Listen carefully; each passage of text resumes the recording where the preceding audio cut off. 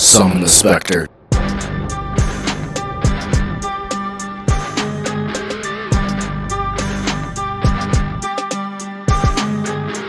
What's good, y'all? Welcome to episode 27 of the SpectreVerse Podcast. I am your host, JariSpectre, aka the Spectre, Jaden Mercer. Thank you guys for joining me on this Tuesday, wherever you may be watching or listening from. We had 4 shows this week for pro wrestling: Raw, Smackdown, Dynamite, and Saturday night's main event. Out of those 4 shows, did anything truly happen that was super dire important? Did anything really captivate the audience to be like, oh, I need to spend money on SummerSlam tickets? Oh, I can't wait for Redemption. The answer is no. No, they did not. Nothing of importance happened this week. Nothing got you excited for SummerSlam for either night 1 or night 2. And nothing got anybody excited for Redemption. We're going to talk about the reasoning behind everything I just said, and we're going to touch upon the little things that did happen for this week for pro wrestling. If you guys are fans of pro wrestling, hit the like button, hit the subscribe button, and turn on that bell for notifications. You guys can also follow all my social media. Links will be in the description down below. Without further ado, let's go ahead and let's start with what happened on Saturday night's main event. In no particular order, because I really don't feel as if this needs a particular order, Saturday night's main event, we saw Trick Williams versus Laredo Kid, which was a non-title pre-show match. So we're just having the champion wrestle for the sake of wrestling against a person who has not been seen on television in God knows how long, which, honestly, shout out to Laredo Kid, because he absolutely killed it. Same with Trick. Trick is good. This was a good getting him an extra rep when he needs it, and nothing of importance happened. Trick Williams ended up winning. Fatal Influence won the WWE Women's Tag Team Championships from Paige and Brie Bella due to the help of JC Jane on the outside, which kudos to Fatal Influence. Like I said, I will always stand on the fact that I originally thought they were going to amount to nothing on the main roster, and they have proven me wrong time and time and time again. So once again, I apologize, but Fatal Influence wins the tag titles. I feel like that was the right move. I'm glad that WWE made that move, and hopefully they can actually do something for the women's tag division. Danhausen defeated JD McDonough in a no DQ match due to the help of the Mini-Hausens. Yep, the Mini-Hausens are still a thing all these months later. And also due to the help of the New York Knicks. It's funny that, with Saturday night's main event being in Madison Square Garden, a lot of the show revolved around the New York Knicks, which, honestly, it would not have been that case if the Knicks did not win the NBA championship. So this was WWE's way of saying, hey, ESPN, showcase us. Throw us out there more. We have NBA champions, the New York Knicks, on our television, on our shows. Which, realistically, it didn't do anything.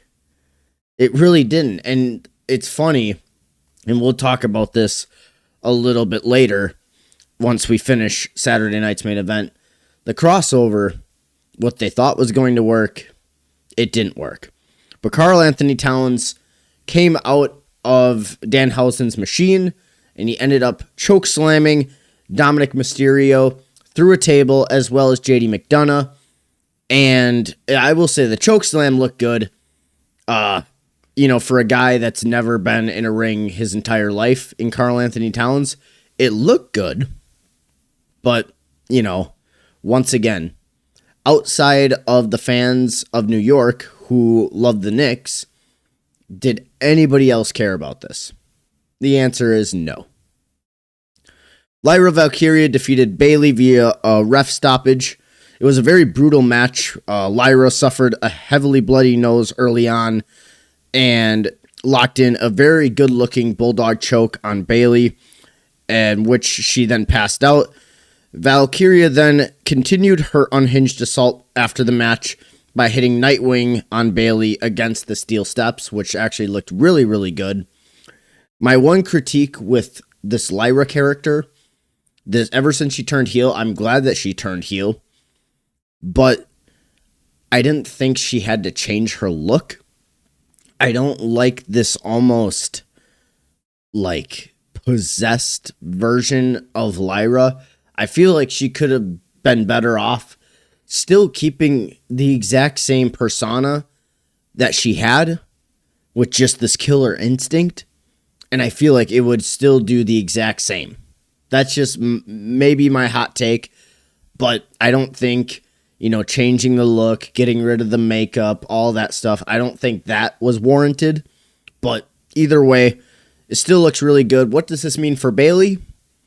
Well, considering all the reports are saying, oh yeah, her time in WWE is coming to an end here towards the end of the year this year, will she go to AEW?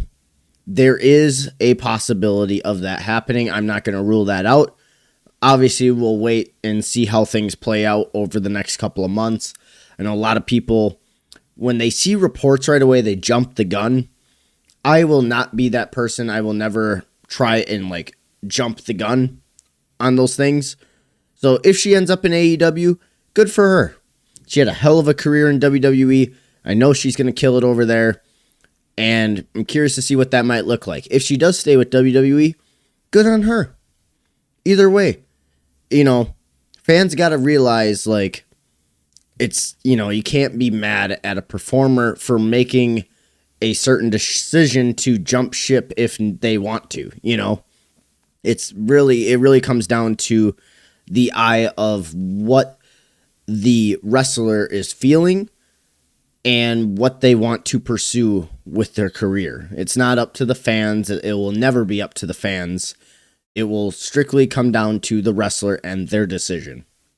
I mean, you see it on the indies all the time of oh, this person is here. Oh, he canceled a booking. And then next thing you know, a month later, you'll see him on television. And you're like, you know what? That makes sense. So it's just you can't necessarily fault a wrestler for things like that. But at the same time, it's one of those things. That's just how the business goes. And realistically, she has done pretty much everything you can do in WWE at this point. So I guess we'll have to wait and see what her future holds, but I'm not going to jump the gun until it happens. Main event, which was easily the best part of the show, or at least the main event match, I should say, because that wasn't actually the main event of Saturday night's main event.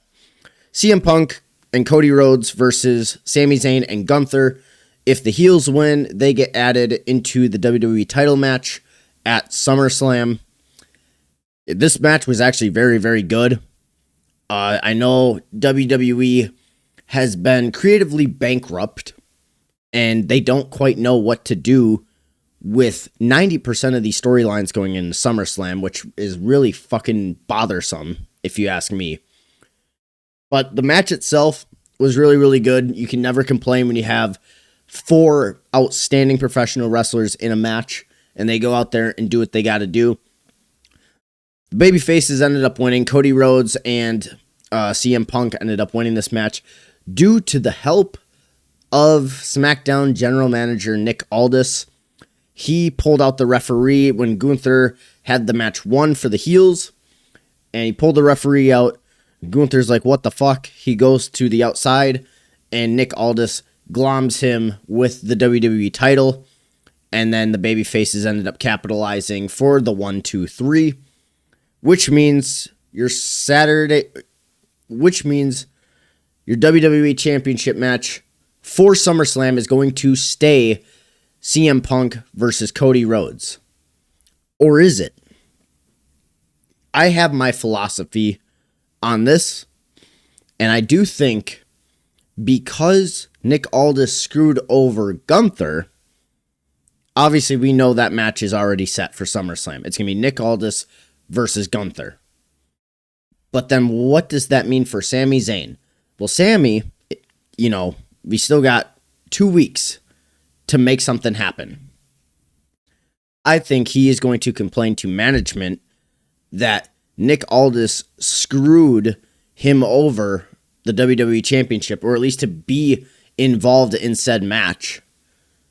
And he's going to have a gripe about it to try and weasel his way into the match.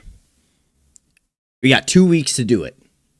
You have exactly 2 weeks to pull it off. So this realistically could become a triple threat. Do I see them advertising it that way? No. No, this is WWE. They're going to want to advertise their marquee matches already how they have it planned. But what does that then mean for Sami Zayn?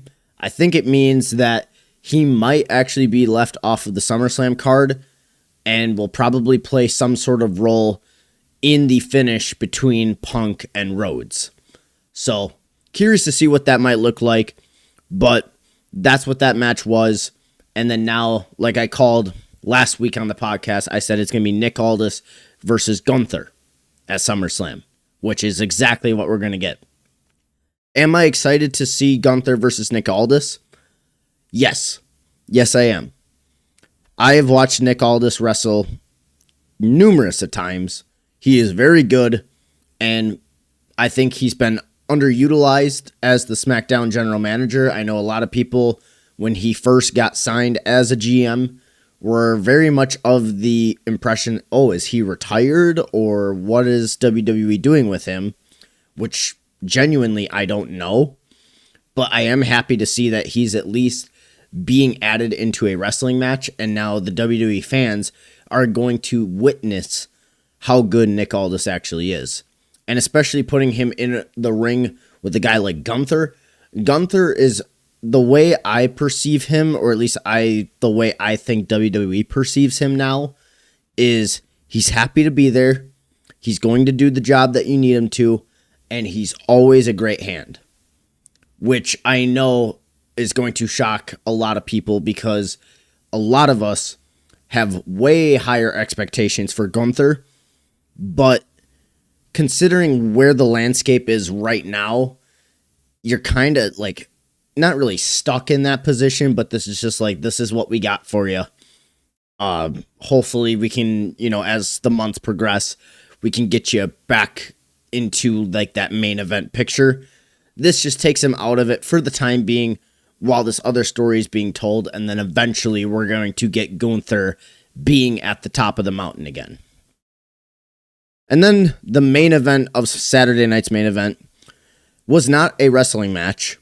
It was a segment between Roman Reigns and the finals MVP, Jalen Brunson, which, I mean, it was cool for, once again, it was cool for the people and the fans of the Knicks that were in attendance, but outside of that, this did nothing. Eventually, Seth Rollins' music hits, and out comes Tyrese Halliburton, who was a problem, was it last year, 2 years ago, for the Knicks? I believe it was 2 years ago. It might have been last year, but I know he's been out with a torn Achilles. So he comes out with a steel chair, threatening both Roman and Brunson. Seth then capitalizes, attacks Roman Reigns, but Roman then ends up standing tall with Jalen in the end. They swap championships, so Brunson then holds up the World Heavyweight Championship, and Roman holds up the NBA Finals Championship. This segment did nothing. It legitimately did nothing to progress any storylines. It was just a cheap way to pop the fans at Madison Square Garden who are also Knicks fans. And that was really Saturday night's main event in a nutshell. It was catered specifically to NBA fans, specifically New York Knicks fans, and it was a way for WWE to get their shots from the show onto ESPN to be like, hey, look at this crossover. And the shitty thing is this is not going to be the end of it anytime soon. There's already talks of Tom Brady versus Logan Paul at WrestleMania. For God's sakes, considering what happened at Fanatics Fest over the weekend, there's already talks about that. There's internal discussions about how how WWE wants to integrate Tom Brady into all of this. Does he actually want to do a match? Chances are, for the right, number amount on that paycheck, guarantee we're going to see Tom Brady in a wrestling ring. And the thing that really bothers me the most, it's not that like WWE fans don't want to see celebrity appearances.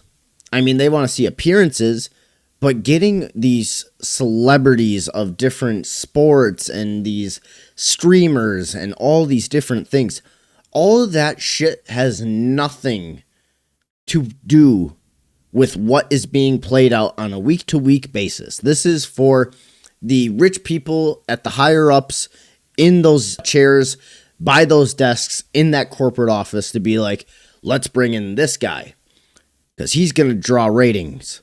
Let's bring in this guy. He's going to draw ratings. Let's bring in this streamer. They'll get more eyes on the product. Versus, hey, let's tell a really, really great story with the main event, the mid-card, the tag team, and the women's championships. Let's tell these fantastic stories with these professional wrestlers. Why do we always need to be reliant on celebrities who don't know a fucking lick about pro wrestling? And these streamers who don't even watch the fucking shows until you're going to be like, hey, we'll pay you X amount of money to come and stream backstage. I mean, look at this fucking Neon guy with Penta. Just randomly walking through backstage in the locker room, and Penta's walking around with his mask off, and yet you film him. Like, what the fuck is that? That is bullshit, if you ask me. That was Saturday night's main event. Smackdown, I mean, we're going to briefly run through Smackdown because literally fucking nothing happened on this show. Pretty much talked about the Fatal 4-Way for Saturday night's main event.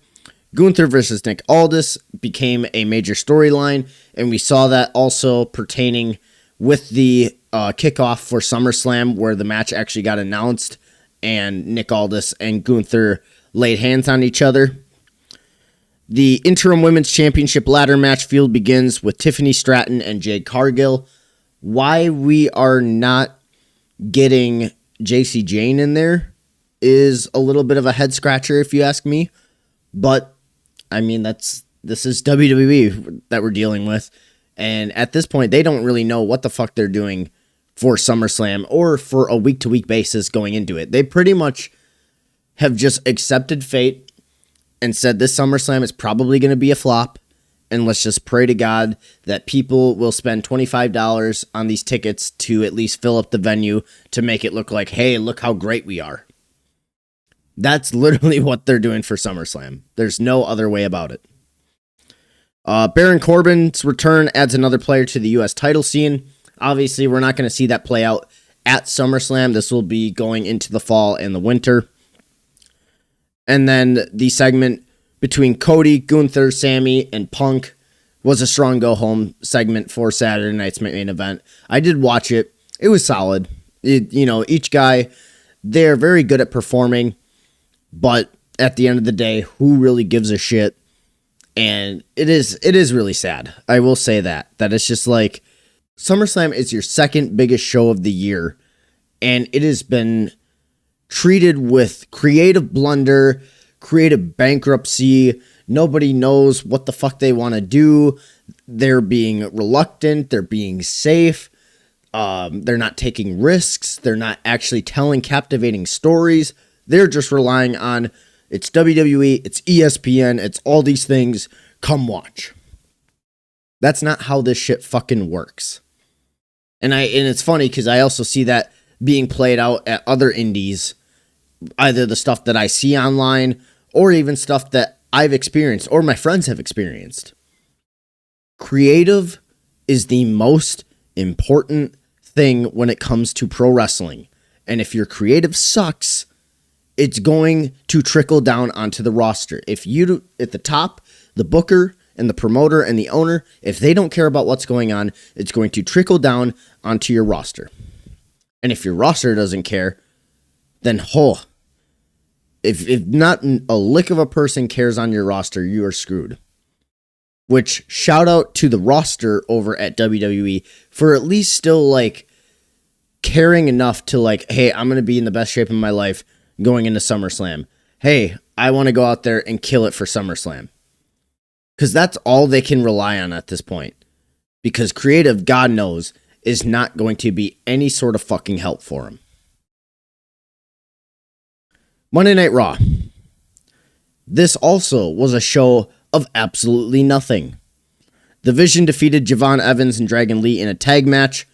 After the match, Alpha Academy came in to make the save, but Braun Breaker leveled Otis with 2 spears and also leveled Tozawa with a spear as well. The Judgment Day then cornered Danhausen backstage to demand their money back. Danhausen brought a suitcase to the ring, offering to give the money to the fans instead. After getting double teamed, Joe Hendry rushed out to make the save, but Liv Morgan ended up stealing the briefcase and the suitcase that the money was in. Backstage, JD McDonough opened the bag and found out it was fake, and then he tossed it in anger and accidentally hit Oba Femi, which then made Oba mad, and Adam Pearce then announced that tonight it will be Dominic Mysterio versus Joe Hendry, and it will be Oba Femi versus JD McDonough, which will happen right now. This was a squash match. Oba Femi versus JD McDonough, absolute squash, and pretty much ended up being just a fall from grace, literally less than 90 seconds. 1, 2, 3, Oba Femi wins, and then says to Brock Lesnar, no more games, no more bullshit, no more BS. You know, you will enter Hell in a Cell, and you will be facing me at SummerSlam. And then next week, we get the weigh-in for Brock Lesnar versus Oba Femi at SummerSlam, which realistically, why are we getting a weigh-in if every single wrestling match they always announce how much each competitor weighs? It doesn't make any sense to me. I genuinely don't know why we're just wasting a segment on television at this point. Solo Sikoa offered to be Seth Rollins' Shield. He called out Seth Rollins and offered backup against Roman Reigns in the Bloodline at SummerSlam. Seth Rollins considered it, but then Jacob Fatu ambushed the ring. Solo retreated, and Rollins ended up super kicking Jacob Fatu and then walking away. Penta and Chad Gable defeated Ethan Page and Rusev. Pretty much just, can they coexist? Which, you know, we just seen this literally on Saturday, so it's just, what the fuck? Literally, nothing matters. Nothing. Like, how do you have Penta versus Chad Gable for your marquee match at SummerSlam for the IC title, which we know is going to be a great match, and yet they have no story going into it? None. No tension, no animosity, just, hey, I like you, I respect you, you like me and respect me, let's go out and let's have a great match. That gets nobody fucking excited. Not a single person. Joe Hendry ended up beating Dominic Mysterio. No thoughts, no nothing. The match was whatever. And literally this did nothing for anything going into SummerSlam. And then the main event, Jacob Fatu defeated LA Knight. Fatu pinned LA after his big moonsault. And then after the match, a big brawl broke out involving Solo, Royce Keys, and the Usos.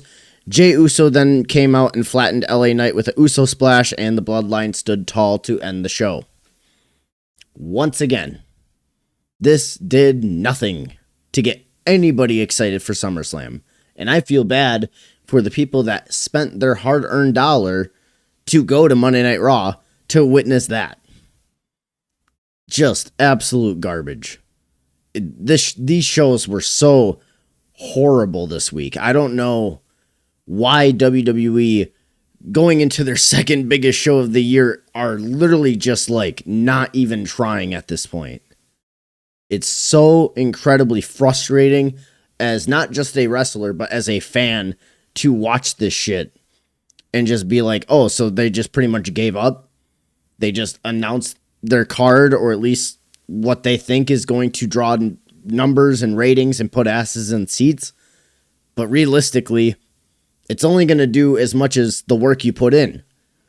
And if you ain't going to put in any work, and you're not going to tell good stories, at this point, then all they're caring about is just going to see their favorite wrestler wrestle, which is fine.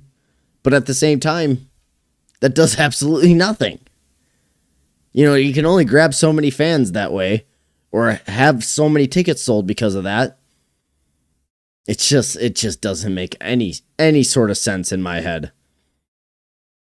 And then over on Dynamite wasn't even that good either. I know tonight we're going to see the go-home show for Redemption, but pretty much the main talking points from Dynamite this week was Kenny Omega's first challenger as a champion is going to be Kevin Knight, which is a weird number one contender to have, considering he is the TNT champion. I've never once been a fan of, champions going to battle unless it's like Survivor Series where it's like a brand versus brand, or like Night of Champions when you get to see the WWE champion versus the World Heavyweight champion. But even then, you want to make your champions look as strong as possible. You want to have the prestige of each champion, of each championship, as highly regarded as it can possibly be. And when you're pairing the TNT champion versus the AEW champion and someone's got to lose, I mean, realistically, we already know who's going to win this match. It's going to be Kenny. One, because they're not going to put the title on the TNT champion. And two, it's your biggest show of the year. You're not going to substitute Kenny Omega with Kevin Knight to go against Will Ospreay. It's not going to happen. So, which then begs the question, why is this match even happening? This is not a knock on Kevin Knight as a performer, as a champion. This has everything to do with Tony Khan and the way he's booking the show for Redemption and going into All In. All of this falls on Tony Khan's shoulders. This is stupid. It makes no sense. And this match should not be happening. It can in the future, but as of right now, there is no reason for this match to happen whatsoever. Bandito versus Kyle Fletcher was added to the card for Redemption for the International Championship, which that match is going to be fucking fantastic. We'll talk about that here in a second. Andrade earned a national championship match versus Mark Davis. Chris Jericho is going to be returning as the Painmaker versus Tommaso Ciampa. Tekla versus Willow Nightingale is confirmed. And Mercedes Moné closed the show with a hometown victory. That is literally what happened on Dynamite. I don't need to go move for move and break down psychology and stuff because the in-ring stuff was good. I mean, I'll never knock the in-ring wasn't good unless I noticed it wasn't good. All the in-ring on the show was good. But once again, this comes down to the creative. And the fact of the matter is, Redemption shouldn't even be a fucking pay-per-view. If anything, this could be a special episode of Dynamite. That's all I'm going to say on that matter. For whatever reason, when I'm watching these shows, I'm sitting here and I'm just like, what the fuck? Literally, what the fuck? And that's been, honestly, the biggest thing I've noticed a lot when it comes to pro wrestling in 2026.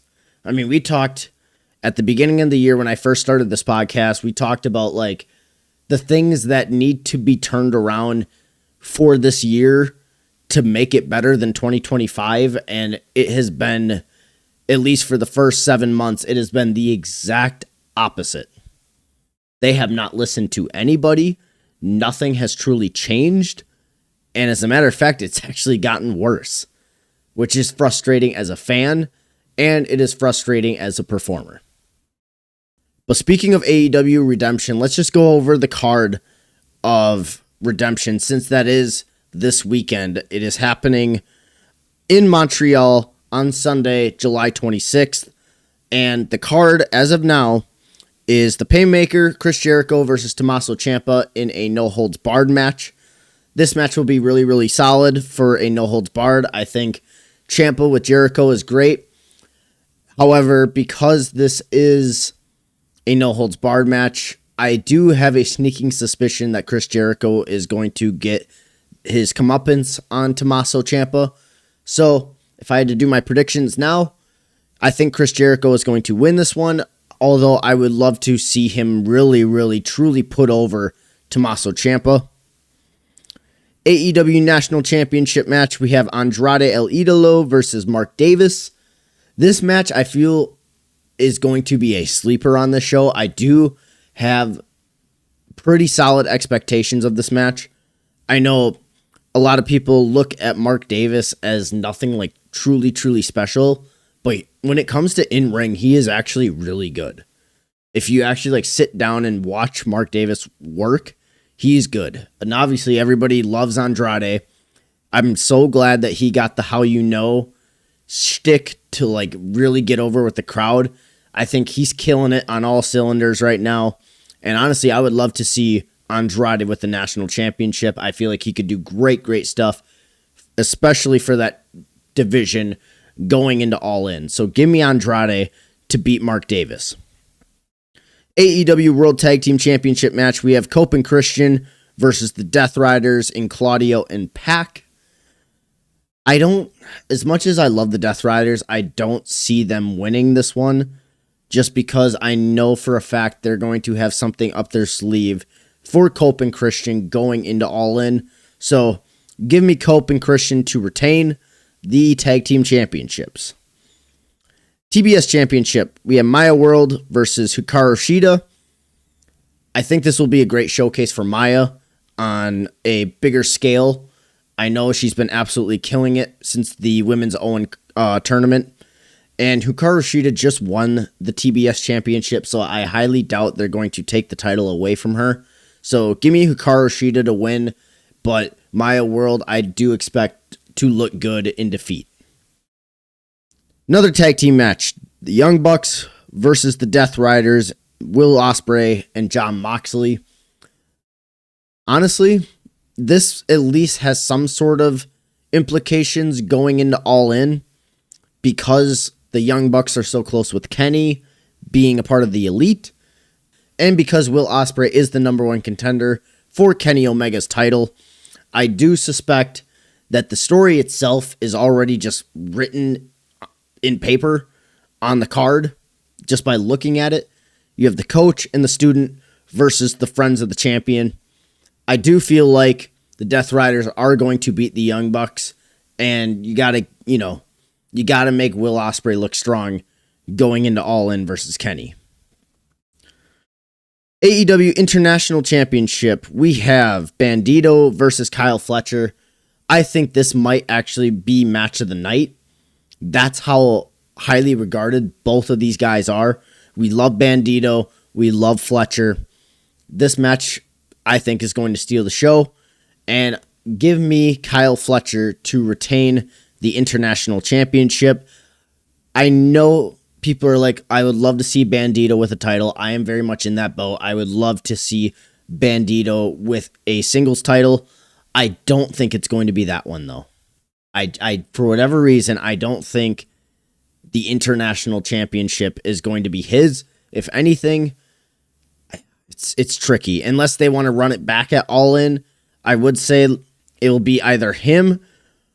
But then, yeah, if Andrade wins, I see it's tough, because it's just like I would love to see Bandito with some sort of singles gold, but they might just, have him go out there and put on another banger of a match, and then eventually down the road in a couple months, then they'll give him one of the titles at Full Gear. That's my only other guess, unless he has a rematch against Moxley for the Continental title, and then that's where he can get his big comeuppance.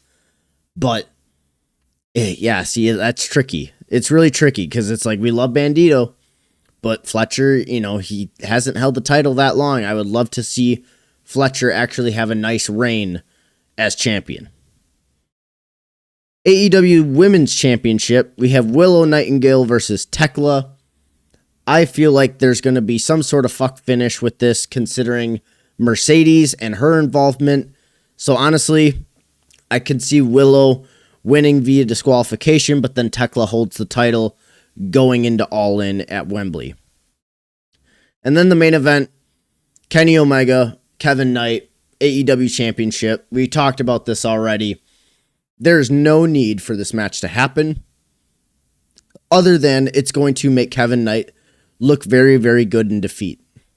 Kenny Omega is going to hold on to that championship going into All In versus Will Ospreay. The question then remains, where does MJF fit into all of this? That is the question that nobody seems to have any answers to. I don't think he's fully injured. I feel like we would have gotten a legitimate update on that. So why did we take the title off of MJF? Especially, let's say he does get involved with Kenny and Kevin Knight. Then does that become a triple threat? If so, why not have MJF be the champion going into All In, Will Ospreay being your number one contender, and Kenny Omega inserting himself in because he is the best bout machine, he is the god of wrestling, he is all these things. And then that's where you can do your stipulation. There could have been so many different ways for all this to be done, but I don't know, man. Something about this just seems so fishy and so weird. And even if MJF isn't in the world title picture, what are you going to have him do at All In? You're going to have him wrestle Mick Foley? For fucking what? For what? It's just like, I know for a fact, like, they would just do a hardcore match and keep it fucking easy and simple because, oh my god, I get to wrestle Mick Foley. Which, I know I would be in that same boat too if I were MJF, but at the same time, it's just like, dog. Something about this just doesn't seem right. And I know a couple people were like, this is a chess game that, MJF is playing with AEW because they're going to watch the ratings with him being champion versus not being champion, and he's going to eventually use that as his advantage. Which, I mean, sure, but at the same time, it's just like, you think you would want to do right by just holding the championship, going into All In, losing it on the biggest show of the year, and then taking some time off. If that was the case, I don't know. Only MJF and Tony Khan truly know all that stuff, but I don't know. Something about that just doesn't sit right with me. And that's really going to do it for today's episode. I hope you guys enjoyed it. If you did, hit the like button and hit that subscribe button. Leave the comments down below about any of your thoughts and opinions about SummerSlam, about Saturday night's main event. I would love to have some of you guys interact in the comments.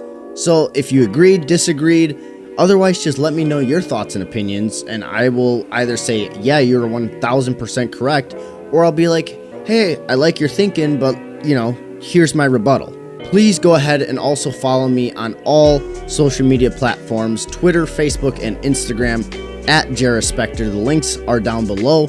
You guys can also follow the SpectreVerse page on Facebook, at the SpectreVerse. Anytime a podcast goes up, or anytime I go live on my gaming channel, which is at JariSpectre Live, you will see it on the Facebook page. So make sure you guys go and follow that as well. As far as pro wrestling, I wrestled twice this past weekend. I wrestled in Sheboygan and I wrestled in Kimberly at Tanner's.